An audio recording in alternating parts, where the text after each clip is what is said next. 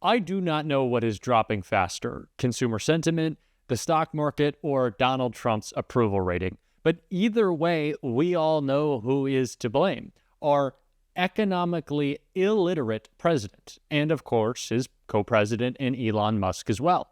Things are going so poorly from MAGA, and they're only about to get worse with the recent passing of their horrendous and dangerous budget through Congress, that Donald Trump knows what he has to do in this moment. And that's either try to make a scene and distract us, which he has failed to do, or run away and hide, which seems like the plan. It's certainly the plan of MAGA Republicans who refuse to do town halls, and now it's the plan of Donald Trump, who is too afraid to talk to reporters, too afraid to have a press conference in which he's not just railing against his political enemies, but someone who is filling that messaging vacuum is Governor Tim Walz, who held a rally, or really a town hall, in a Republican district in Iowa yesterday and delivered a knockout blow to scared little Donald Trump. And we're going to get into all of it. But before we do, if I could quickly ask you to leave a like on this video. And if you haven't already and you enjoy our channel, to hit that subscribe button. It goes a long way, and it really does mean a lot to me. Now let's check out Tim Walz. But this issue around healthcare and the issue around Medicare and the things we're talking about, we've got people now that are exactly like this story, worried about basic human right of healthcare and decency in their life. And I own this.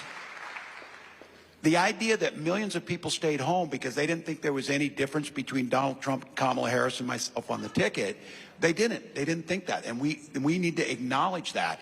I think one of the reasons is that when Democrats have been in power, we've been timid about passing things that make a difference on their lives.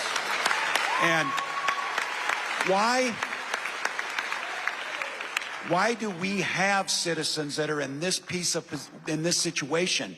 Why are we at that point when we are the richest nation on earth, and yet our outcomes are 41st, and we spend twice as much as any nation next to us? We should demand a redo of this system in a way that makes a difference on that, because I think it's very hard that we have to win elections, but good politics follows good policy. And the ACA was an improvement, but let's be honest. The ACA is still a pain in the ass to get things paid, to get things done. It's important protection like pre-existing conditions, but it's still too expensive. And so what I would say to you is, we need to tell your son that we need a healthcare system that he doesn't have to worry that one election could throw him out and into the streets, that one election would make a difference.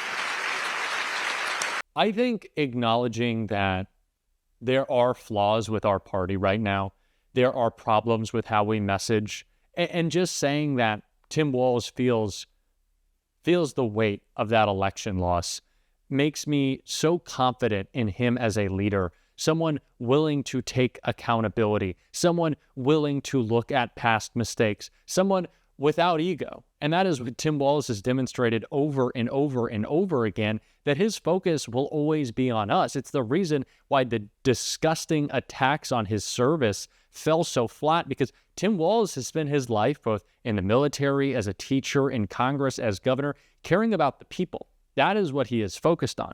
Donald Trump has never done that. Neither is J.D. Vance or Elon Musk. And it's the reason why we heard this from Tim Walz. And again, I got to be honest with you. They hate public education. I think they hate it for the reason we all know in here. It's easier to run an authoritarian government if you don't have a population that knows. So again, obviously I don't have all the answers, but I think it's appealing to people's sense of decency. Again, I should be careful about that. I thought a message that we should value all people, and we should have an immigration policy that adheres to the law but adheres to humanity. And they talked about eating dogs and cats, and they won. And so I myself am soul searching when I hear this. How in God's name, of all the money that's being spent and all the tax cuts they're giving, we can't fund those interventions that we know make a difference in millions of children's lives? I can't believe America wouldn't go for that. They attack education not just because they're stupid, not only because they don't understand the value of it, but because they don't have educators in their lives, as Tim Walz said. These are people who are incredibly out of touch and prove to be so every day, no matter what they are talking about. It's the reason why they think they can just get away with these massive cuts, that they can lie to us. And sure, it helps when you have a massive propaganda outlet to facilitate those lies. But when people are confronted with them in the grocery store, at the gas pump, when they lose their Medicaid, it's a lot more difficult to spin it on Fox, which is actually something Tim Walz brought up here. Require him to have town halls. Look, I got asked that question. I got asked the question, who's in charge? Who's the leader of the Democratic Party, Governor? And I said, the people are.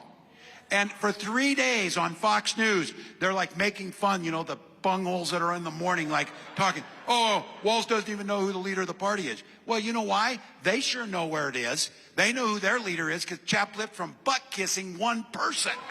So demand it.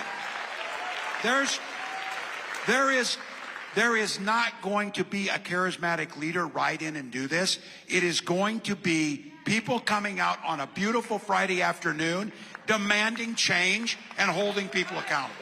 So I love just how unapologetic he is. And there's been a lot of conversation around whether or not Tim Walz might have been subdued a little bit on the campaign trail if he was told to cut back. And honestly, I feel like he was. I feel like the Tim Walz we saw in the first couple of weeks, who was calling Elon Musk weird, Republicans strange, J.D. Vance a loser, maybe was reined in by some consultants on Kamala Harris's campaign, which is upsetting, considering how popular and exciting this version of Tim Walz is. Let Walz be Walz. From the window to the walls. Bring that back. That's what I want out of Tim Walz. This is what we need out of Democrats. This is what we're talking about so much. No one is more authentic than Tim Walz. He is him. So let him be him. And I think that's the approach that he's taking from now on, which is great. And we certainly saw some of it right here. To hear what people are irritated about. And I would argue that Democratic officials should hear the primal scream that's coming from America is do something, damn it. This is wrong. This is wrong. And independence. And there's nothing conservative about an unelected South African Nepo baby firing people at the VA.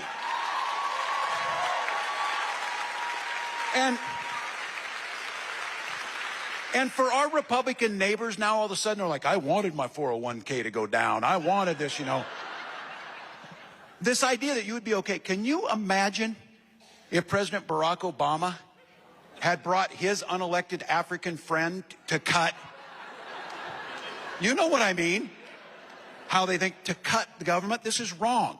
And your member of Congress is there to be your voice, is there to push back. This is how we have to deliver our message. Just make it clear. Yeah, Elon Musk is a Nepo baby. Elon Musk inherited, much like Donald Trump, a lot of his wealth. Elon Musk has used the government to make his money. Elon Musk is a liar, he's a hypocrite, and he's just a weird guy that we don't want around our government. Plain and simple. And delivered perfectly by Tim Walz. He is being such an incredible leader right now. It's the reason I wanted to start with that clip of him talking about where the party may be going wrong right now, because he's leading us in a direction of not just calling out Donald Trump, but kind of evaluating ourselves, which I think is incredibly important, because it's not just enough to talk about Donald Trump. We have to offer up an alternative. And Tim Walz did a great job of that when he's speaking with Chris Hayes right here. Business president, he is the worst possible business executive that I have ever witnessed. And I hope, this is what we need. I need the business community to speak up. The Wall Street Journal, thank you. Thank you for saying this is the stupidest trade war, because I've been saying it. And so now I can go back to my constituents, Republican constituents, and say, this is the reality of what you're facing. So again, there is going to be pain. The richness of a sitting senator like Tommy Tuberville or Elon Musk telling us we're going to have to endure pain. Are you kidding me? Are you kidding me? I think Americans have had it. I hope they've had it. And now we just need to do what we can do to make the case. And I own this. We wouldn't be in this mess if we'd have won the election. And we didn't. We have to make sure that Americans know it's not just that Donald Trump is bad, but we're offering them something better. And I think that's what we need to work on. Let me ask you about that. You said I own this. I mean, obviously, I think, look, after any election, there's just a billion different counterfactuals you can run. There's so many different things. One of the things I've seen in a few interviews you've given, which I think is interesting, is a sense that the campaign that you and your running mate Kamala Harris ran was risk averse, that it was careful. And one of the things I've really perceived is it seems to me there's a huge gap between Musk, Trump, and MAGA world, which seem recklessly risk-seeking. I mean, truly, there's no amount of risk they can't brook. Like, they really want as much risk as possible. And Democrats who seem excessively risk-averse. Do you think it's a fair characterization? Am I onto something here? No, I think you are. And look, I'm conservative. I believe that systems work for a long time, that you don't have to break them. Are there improvements that need to be done? Yes. And I think we're guilty of sometimes of not acting. Could the Department of Education be more efficient? Absolutely. Are there things we can do there? To get rid of it makes no sense. And so my point on this, and again, I'm probably the last person to give advice because we didn't get it done, but I just felt like Donald Trump floods the zone with this. And I think, Chris, if you'd go ask the average American, what does the Department of Education do? They might not have a clear vision of it. So when Trump says it's a bunch of bureaucrats interfering with your local schools, give local control, we'll give you the money, it sounds pretty good. And we have not provided what that alternative looks like. Right.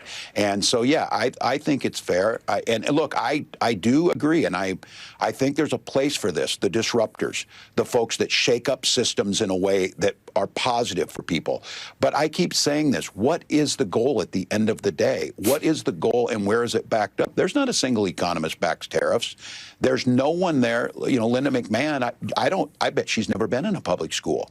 What is she going to do to improve our students' outcomes and lives? And there's a vacuum for us to fill. Now, Governor Walz has made it clear that he is participating in this town hall. He is going to red districts because, of course, he cares about the upcoming midterms. He wants to seize on this moment. But I don't think 2026 is the only thing he has his eyes set on. I think 2028 might be in play. I don't know.